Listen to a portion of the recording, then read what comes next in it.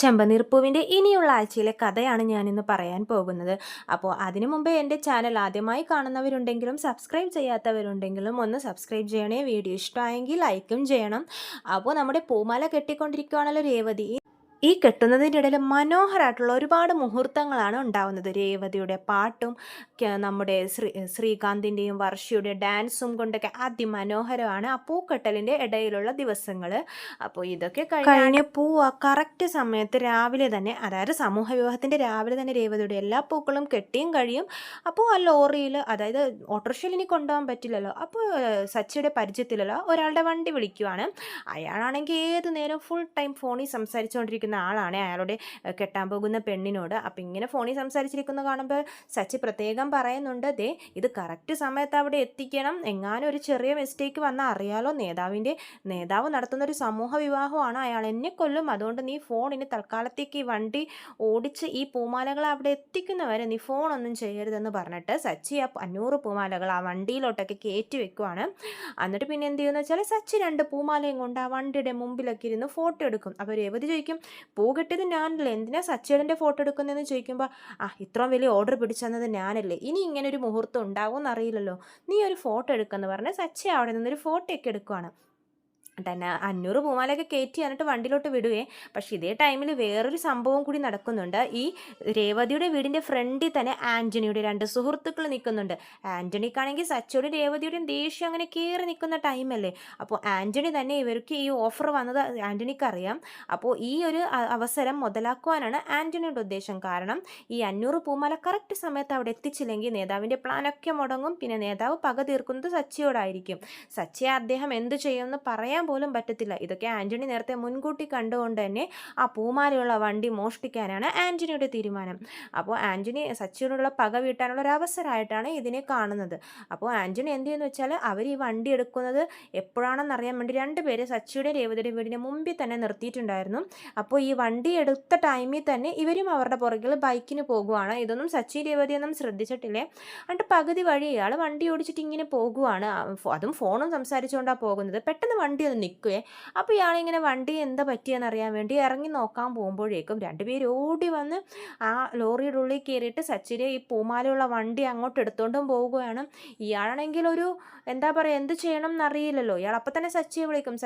അപ്പോഴേക്കും സച്ചി ബാത്റൂമിൽ എന്തോ കുളിക്കുകയോ എന്തോ ചെയ്യുമായിരിക്കും. അപ്പോൾ സച്ചി ഫോൺ എടുക്കത്തില്ല.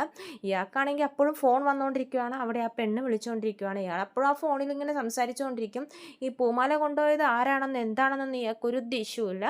അപ്പോൾ സച്ചി എന്നിട്ട് കുളിയൊക്കെ കഴിഞ്ഞ് ഇറങ്ങുമ്പോഴേക്കും അവിടെ നിന്ന് മറ്റേ നേതാവിൻ്റെ ഒരു സഹായി ഉണ്ടല്ലോ, അനൂപ് മുഖാന്തരമാണല്ലോ നമ്മുടെ സച്ചിക്ക് ഓർഡറും കിട്ടിയത്. അപ്പോൾ അനൂപ് വിളിക്കും, എടാ സച്ചി പൂമാല ഇതുവരെ എത്തിയില്ലല്ലോ. അപ്പോൾ സച്ചി പറയും, അത് ഞങ്ങൾ കറക്റ്റ് സമയത്ത് കൊടുത്ത് വിട്ടതാണല്ലോ, ചിലപ്പോൾ ട്രാഫിക് ബ്ലോക്ക് ഒക്കെ ഉണ്ടാവും, അതായിരിക്കും എത്താൻ ലേറ്റ് ആവുന്നത്, നീ വിഷമിക്കണ്ട, ഞാൻ ആ ഡ്രൈവറെ വിളിച്ച് നോക്കട്ടെ എന്ന് പറഞ്ഞ് സച്ചി ഫോൺ കട്ട് ചെയ്യുവാണ്. ഡ്രൈവറെ വിളിക്കുമ്പോഴാണ് കാര്യം അറിയുന്നത്, ഈ വണ്ടി ആരോ കൊണ്ടുപോയെന്ന്. സച്ചിക്ക് അപ്പം തന്നെ നല്ല ടെൻഷനാവേ. നിന്നോട് ഞാൻ പ്രത്യേകം പറഞ്ഞതല്ലേ വണ്ടി ഇട്ടിട്ട് ഇറങ്ങാൻ പാടില്ല, ഫോൺ ചെയ്തിരിക്കരുതെന്നൊക്കെ, നീ എന്ത് മണ്ടനാടാന്നൊക്കെ പറഞ്ഞ് സച്ചി ചീത്ത പറയുവാണ് ആ ഡ്രൈവറെ.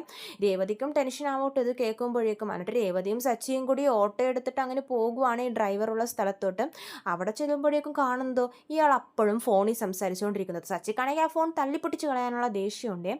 എന്നിട്ട് പിന്നെ അയാളോട് ചോദിക്കും, എങ്ങോട്ടാണ് അവർ വണ്ടിയും കൊണ്ട് പോയി എന്ന് പറയുമ്പോൾ ഈ ഡയറക്ഷനിലാണ് പോയെന്ന് പറഞ്ഞ് കാണിച്ചു കൊടുക്കും. സച്ചി രേവതി എന്ത് ചെയ്യുമെന്നറിയാതെ വഴി മൊത്തം ഈ ഓട്ടോയിൽ ഇങ്ങനെ കറങ്ങുവാണ്. അപ്പോൾ രേവതി പറയും, സച്ചിയേട്ടാ നമ്മളിങ്ങനെ കറങ്ങിയിട്ട് കാര്യമുണ്ടോ, നമുക്കറിയില്ലല്ലോ അവർ ആ വണ്ടി ഇനി എവിടെയെങ്കിലും ഒളിപ്പിച്ചിട്ടുണ്ടോ, എങ്ങോട്ടാണ് പോയതെന്നൊന്നും നമുക്കൊരു അറിവില്ലല്ലോ, എന്ത് ചെയ്യുമെന്നൊക്കെ ചോദിക്കുമ്പോഴാണ് സച്ചിക്ക് പെട്ടെന്ന് ആ ടൈമിൽ അനൂപ് പിന്നെയും വിളിക്കുകയും മറ്റേ നേതാവ് വിളിപ്പിക്കും. കാരണം സമയം ഇങ്ങനെ പോയിക്കൊണ്ടിരിക്കുകയാണല്ലോ. നേതാവിനാണെങ്കിൽ ടെൻഷൻ, മറ്റേ മുഖ്യ അതിഥിയായിട്ട് വലിയൊരാളാണല്ലോ വരുന്നത്.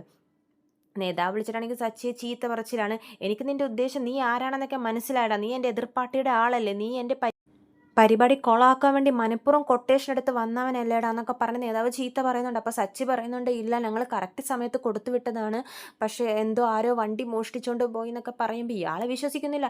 നേതാവാണെങ്കിൽ സച്ചി ചീത്ത പറയുവാണ്, കറക്റ്റ് സമയത്ത് എൻ്റെ പൂമാലകൾ ഇവിടെ എത്തിയില്ലെങ്കിൽ നിൻ്റെ കഴുത്തിൽ ഞാൻ പൂടും, പിന്നെ ഈ അനൂപിൻ്റെ കഴുത്തിൽ ഞാനൊരു പൂമാല ഇടും, നിങ്ങളെ കൊന്നിട്ടെന്ന് പറഞ്ഞിട്ട് നേതാവ് അവരെ ഭീഷണിപ്പെടുത്തുവാണ്. സച്ചിക്കാണെങ്കിൽ ടെൻഷൻ കയറുക. പെട്ടെന്ന് സച്ചിക്ക് ഒരു ഐഡിയ തോന്നും. ഇവരുടെ ഒരു അസോസിയേഷൻ ഉണ്ടല്ലോ, ഓട്ടോ ടാക്സി ഡ്രൈവർമാരുടെ, അതിലോട്ടൊരു വോയിസ് മെസ്സേജും പിന്നെ സച്ചി എടുത്ത ഫോട്ടോയിൽ വണ്ടിയുടെ നമ്പർ ഉണ്ടായിരുന്നു, പൂമാല കൊണ്ടുപോയ ലോറിയുടെ. ഇതും കാണിച്ചിട്ടൊരു വോയിസ് ക്ലിപ്പും ആ ഫോട്ടോ ഇട്ടിട്ട് പറയും, ഈ വണ്ടി എവിടെയെങ്കിലും കാണുന്നുണ്ടെങ്കിൽ എത്രയും പെട്ടെന്ന് നിങ്ങൾ എന്നെ അറിയിക്കണം എന്ന് പറയുമ്പോൾ എന്ന് മെസ്സേജ് അയക്കും. അതെല്ലാ ഡ്രൈവേഴ്സും കാണുകയും ചെയ്യും. അതിലൊരു ഡ്രൈവറിൻ്റെ കണ്ണിൽ ഈ ലോറി പെടുകയും ചെയ്യും. അയാൾ അപ്പം തന്നെ സച്ചിയെ വിളിച്ച് ലൊക്കേഷനൊക്കെ പറഞ്ഞു കൊടുക്കും. സച്ചി വണ്ടി എടുത്തിട്ട് പിന്നെ ഒരു പോക്കാണ് ആ ലോറിയുള്ള ലൊക്കേഷനിലോട്ട്. എന്നിട്ട് ആ വണ്ടിയുടെ മുമ്പിൽ കൊണ്ട് ലോറിയുടെ മുമ്പിൽ കൊണ്ട് ഓട്ടോ ഒക്കെ ഇട്ടിട്ട് അയാളായിട്ട് പിന്നെ ഒരു ഫൈറ്റാണ്. അപ്പോഴേക്കും ആൻ്റണിയുടെ വേറെ കൂട്ടാളികളൊക്കെ വന്നിട്ട് വണ്ടി എടുത്ത് പോകാൻ നോക്കുമ്പോഴേക്കും മഹേഷും ബാക്കിയുള്ള ഡ്രൈവേഴ്സും ഒക്കെ എത്തി. പിന്നെ അവിടെ ഒരു ഫൈറ്റാണ്. അവസാനം സച്ചിക്കറിയില്ല, സച്ചിയുടെ വിചാരം എതിർ പാർട്ടിക്കാരുടെ ആൾക്കാരാണ് ഈ വണ്ടി തട്ടിക്കൊണ്ടുപോയെന്നാണ്. ആൻ്റണിയാണെന്ന് അറിഞ്ഞിട്ടുമില്ല. അപ്പോൾ അവർ പറയും, എടാ നീ ഇവരായിട്ട് തല്ലുപിടിച്ച് സമയം കളയാതെ ഈ പൂമാല കറക്റ്റ് സമയത്ത് അവിടെ സമൂഹ വിവാഹത്തിൻ്റെ അടുത്ത് എത്തിക്കാൻ നോക്കുമെന്ന് പറഞ്ഞ് മഹേഷൊക്കെ സച്ചിയെ വണ്ടി കയറ്റി വിടുവാണ്. എന്നിട്ട് സച്ചി രേവതിയും കൂടി നേതാവിൻ്റെ അടുത്ത് പോകുമ്പോഴേക്കും നേതാവ് ദേഷ്യം കൊണ്ടങ്ങനെ നിൽക്കുവാണ്. ഇപ്പം എങ്ങനെ എൻ്റെ പൂമാല നീ കറക്റ്റ് സമയത്ത് ഡെലിവറി ചെയ്തടാ? അപ്പോൾ നിനക്കെന്നെ പേടിയുണ്ട്, ഏത് പാർട്ടിക്കാരടാ, ആരാടാ നിനക്ക് കൊട്ടേഷൻ തന്നെന്ന് പറഞ്ഞ് സച്ചിയെ പിടിച്ച് കെട്ടി അങ്ങോട്ട് വെക്കും. അപ്പോൾ രേവതി ഉണ്ടല്ലോ പിന്നെ കൂടെ. രേവതി പറയും, ഇല്ല ഞങ്ങൾ കറക്റ്റ് സമയത്ത് പൂമാലയൊക്കെ കയറ്റി വിട്ടതാണ്, ഞങ്ങൾ ഉറക്കമൊഴിച്ചിരുന്ന് പൂമാലയൊക്കെ കെട്ടിയതാണെന്ന് രേവതി പറയും. സച്ചി മൊബൈലിൽ ആ മാല പിടിച്ച് നിൽക്കുന്ന ഫോട്ടോയൊക്കെ അപ്പോൾ നേതാവിനെ കാണിച്ചെടുക്കും. അപ്പോൾ നേതാവിന് കുറച്ച് ആശ്വാസവും, അപ്പോൾ അത് എതിർപ്പാർട്ടിക്കാരുടെ കളിയാണ്, അവർക്കിട്ട് ഞാൻ വെച്ചിട്ടുണ്ട്. എന്നിട്ട് സോറിയൊക്കെ പറയും സച്ചിനോട്, നിന്നെ സംശയിച്ചതിന് സോറി, എൻ്റെ ആ ടെൻഷൻ കാരണമാണെന്ന് പറഞ്ഞ് സച്ചിക്ക് ബാക്കി പണവും പിന്നെ അഡീഷണൽ ആയിട്ട് കുറച്ച് പൈസയും കൂടി കൊടുക്കും. സച്ചി വേണ്ടാന്നൊക്കെ പറഞ്ഞപ്പോഴും ഈ നേതാവ് നീ വെച്ചോ, ഇതെൻ്റെ ഒരു സന്തോഷത്തിനാണെന്ന് പറഞ്ഞ് സച്ചിയെ നിർബന്ധപൂർവ്വം അത് മേടിപ്പിക്കുവാണ്. സന്തോഷമായി. സച്ചിയാണെങ്കിൽ അത് രേവതിക്കും കൊടുക്കും. അങ്ങനെ ആ ഒരു ചാപ്റ്റർ നല്ല ഹാപ്പി ആയിട്ട് തന്നെ കഴിയും. പൈസ കിട്ടിയ സന്തോഷത്തിൽ രേവതി എന്ത് ചെയ്യുന്നു വെച്ചാൽ, സച്ചി ഇപ്പോൾ ഓടിക്കുന്നത് കാറല്ലേ, ഓട്ടോ അല്ലേ. അപ്പോൾ രേവതിക്ക് അത് ഭയങ്കര സങ്കടമാണ്. കാരണം എന്താണെന്ന് വെച്ചാൽ കാർ ഓടിച്ച സച്ചിയേട്ടനാണല്ലോ ഇപ്പോൾ ഓട്ടോ ഓടിക്കുന്നത്. രേവതി എന്ത് ചെയ്യുന്നു വെച്ചാൽ സച്ചിക്ക് സർപ്രൈസായിട്ടൊരു കാറ് ഗിഫ്റ്റ് ചെയ്യുവാണ്. അതും കണ്ട് അതൊക്കെയാണ് ഇനി വരും ആഴ്ചയിലെ വിശേഷങ്ങൾ. രേവതി മേടിച്ചെടുത്ത കാറായതുകൊണ്ട് തന്നെ സച്ചി ഇനി കള്ളു കുടിക്കില്ല എന്നുള്ളൊരു ഉറച്ച തീരുമാനം എടുക്കുവാണ്. ഇനി വണ്ടി കള്ളു കുടിച്ച് മദ്യപിച്ചൊന്നും വണ്ടി ഓടിക്കില്ല എന്നുള്ളൊരു തീരുമാനത്തിൽ എത്തുവാണ്. അങ്ങനെ ഇരിക്കുമ്പോഴാണ് സച്ചിയെ തേടി വേറൊരു പുതിയ പ്രശ്നങ്ങളൊക്കെ ഉണ്ടാവുന്നത്. ഇതിൻ്റെ ഇടയിൽ സച്ചി രേവതിക്കും സർപ്രൈസ് കൊടുക്കുന്നുണ്ട്. രേവതിക്ക് ഒരു സ്കൂട്ടർ, അതായത് രേവതിയുടെ കടയൊക്കെ ഇനി ചന്ദ്രയൊക്കെ പൂട്ടിക്കാനുള്ള പ്ലാനാണ്. അപ്പോൾ സച്ചി എന്ത് ചെയ്യുമെന്ന് വെച്ചാൽ രേവതിക്ക് സർപ്രൈസായിട്ട് സ്കൂട്ടറും കൊടുക്കുന്നുണ്ട്. പിന്നെ ഈ സച്ചി രേവതി പിന്നെയും കാറ് മേടിച്ച് കൊടുക്കുമല്ലോ, കള്ളു ില്ല എന്നുള്ളൊരു പ്രതിജ്ഞ എടുത്തിട്ടുണ്ട്. പക്ഷേ അപ്പോഴും സച്ചിയെ തേടി വേറൊരു പ്രശ്നം, ആൻ്റണിയുടെ പഴയ പ്ലാൻ തകർന്നല്ലോ. അപ്പോൾ ഒരു പുതിയ പ്ലാനുമായിട്ട് ആൻ്റണി വരുവാണ്. ഒരു എഡിറ്റ് ചെയ്ത ഒരു വീഡിയോ, അതായത് സച്ചി മദ്യപിച്ച് വണ്ടി ഓടിക്കുന്നതായിട്ടൊരു വീഡിയോ ഇറക്കുവാണ്. അതുമൂലം സച്ചിയുടെ ജോലിയും എല്ലാം പോകുന്നതാണ്. പിന്നീട് രേവതി തന്നെ ഈ പ്രശ്നങ്ങളൊക്കെ സോൾവ് ചെയ്ത് ആ വീഡിയോ കള്ള വീഡിയോ ആണെന്നൊക്കെ രേവതി തെളിയിക്കുന്നുണ്ട്. അതിനെപ്പറ്റിയുള്ള വിശേഷങ്ങളൊക്കെ ഞാൻ എൻ്റെ അടുത്ത വീഡിയോയിൽ അപ്ലോഡ് ചെയ്യുന്നതാണ്.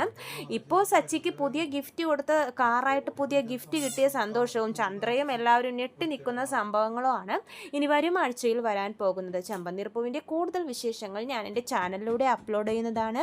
ചാനൽ സബ്സ്ക്രൈബ് ചെയ്യാത്തവരുണ്ടെങ്കിൽ സബ്സ്ക്രൈബ് ചെയ്യണേ. എല്ലാവർക്കും ഒരിക്കൽ കൂടി നന്ദി.